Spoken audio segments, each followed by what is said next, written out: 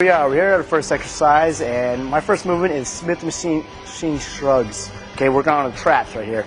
I think traps are very important because they do give you that illusion of actually being bigger than you really are. Sounds funny, but if you're looking at yourself in the mirror from one dimension, you want to have that V taper. Okay, you actually want to make yourself look bigger than you really are, and traps help cap that off. So if you're going for the V taper, help narrow that off at the top right here. So one of my first movements that I use is Smith machine shrugs.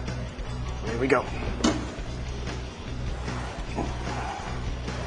I like to use full range of motion. Okay, the reason why I use the Smith machine is because I like to isolate it. I don't like to. There shouldn't be any rotation in the shoulder, just straight up and down. Okay. Squeeze all the way to the top. Nice stretch at the bottom. No need to go fast with these. I want to feel the squeeze. Feel the flexion of each rep.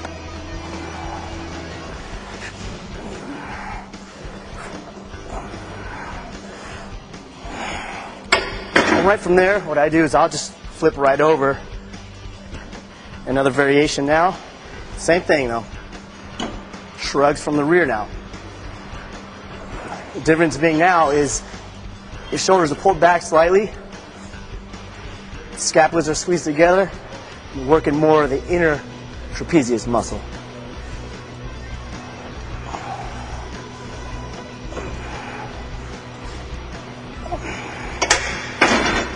And there you have it.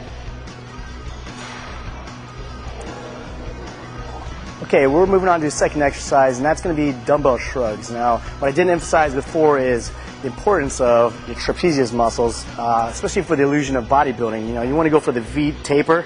Well, I think the traps is very important because it actually caps off the top of that V and give you the illusion of actually being bigger than you really are. Now, the exercise that I actually like to use right now is going to be dumbbell shrugs. Only I'm going to be doing the reps of 21. Okay. First part of the movement, you're going to be holding the dumbbells behind you. Okay, with your shoulder blades pulled back. Second part of it will be right at your side, neutral position, and the third part will be right from the front. So I'm going to go ahead and start off. Okay. And you pull the dumbbells right behind you, traps back.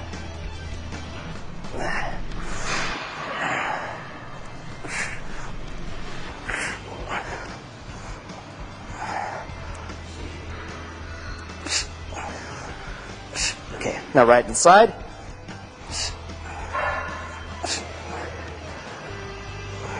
Again, full range in motion, all the way down, all the way up. And right to the front now.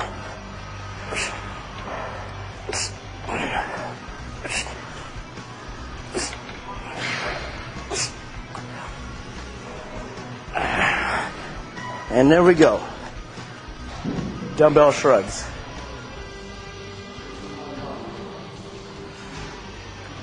Okay, the next body part that we're going to be working today is the abdominals. Now, this is why the abdominals are so important, because especially when you're on stage, the abdominals is the center of attention. It's also the core of your whole body. Now, I'm going to show you a couple of the movements that I like to do.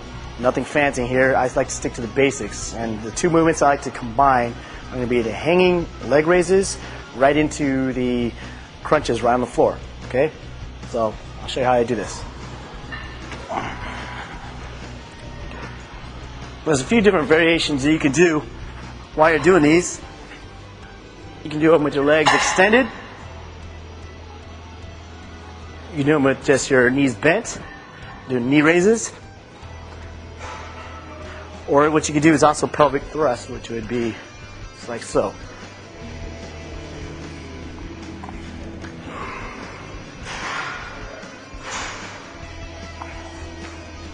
Now, when doing this movement, it's important that you do full range of motion again.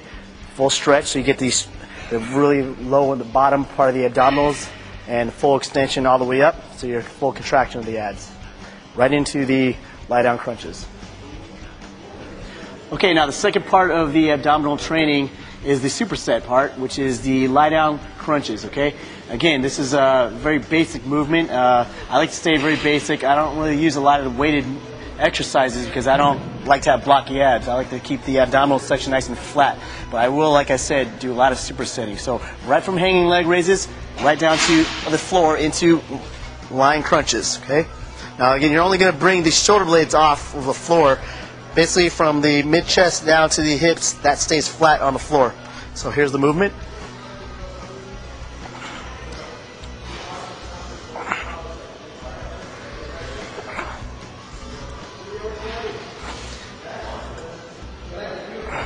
Now you're going to see a lot of people doing abs in the gym, and a lot of people say they can do 100 of these at a time.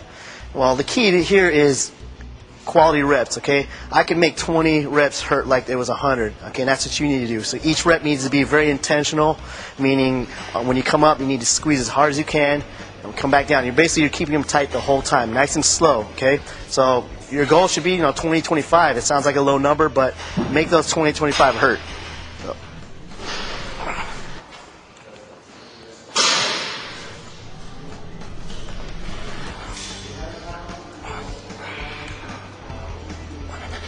And there you have it, the second part of the abdominal training.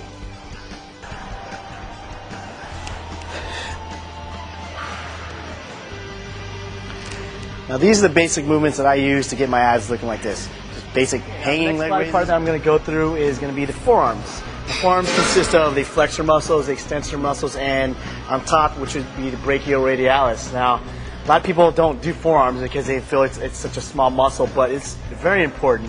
And the reason why I think it's very important is if a lot of you have problems with holding the weights, for instance with the shrugs or a lot of pull down movements, well that's because your grip is giving out, and that has to do with the forearm muscles.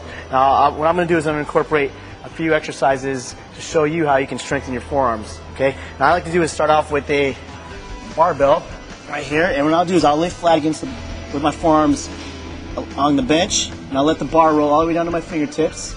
I'll roll them all the way up for a full flex in the forearm. Roll down and stretch. And what I'll do is I'll usually get about 10 to 15 reps with this. And then right from here, what I'll do is I'll just go ahead and set the barbell right down on the floor, and I'll sit on the end of the bench. And from here, I'll just grab it here. And again, let it roll all the way down to my fingertips and all the way up. Full flexion.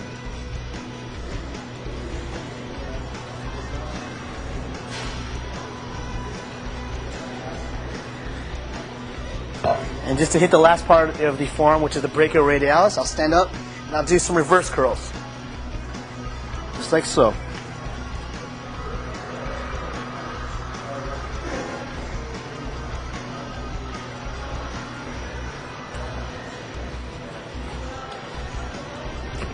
So there you go.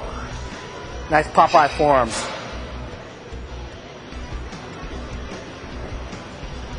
Okay, we're moving on to our last body part, and that is the calves. Okay, now all of you know the calves are very important because we all like to wear shorts, and you don't want to have these little pencil legs coming out of the bottom of your shorts. So one of the movements that I like to incorporate is the standing calf raise. Okay, now if you're in a gym and it's very busy, I like to show you a variation of the calf raise, and what it is it's really simple. If the machine is being tied up, just go grab a dumbbell, get a block, find something to lean against, and you do one-legged calf raises, okay?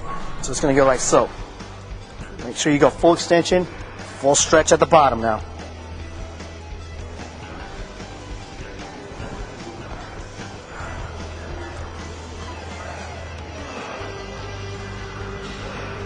Full flex.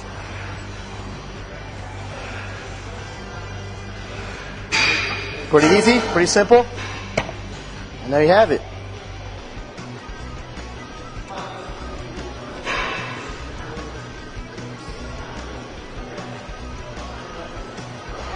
All right, we're on to the second part of the calf training, and once again, I'm going to throw another variation at you.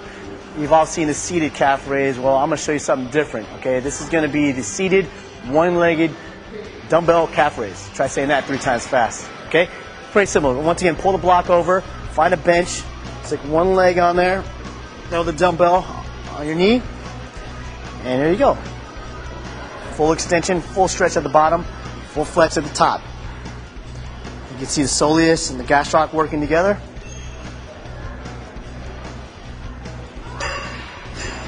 I like to get a slight pause at the top here.